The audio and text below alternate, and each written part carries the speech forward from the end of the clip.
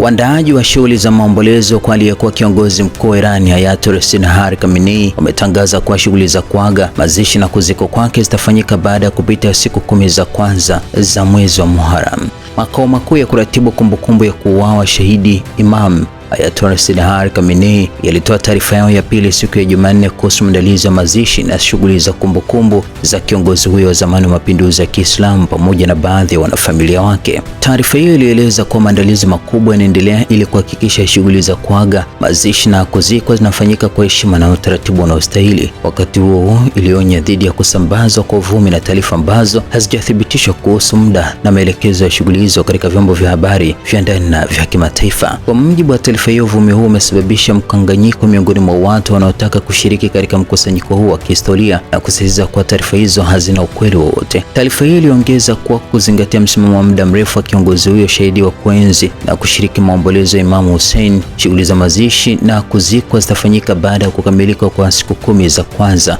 za Muharram, yaani baada ya kumalizika kwa kipindi cha maombolezo ya Ashura. Aidha, alieleza kuwa uamuzi huo umefanywa pia kwa kuzingatia umuhimu wa kuheshimu maadhimisho makubwa ya Muharram yanayofanyika kote Iran na katika ulimwengu wa Kiislamu.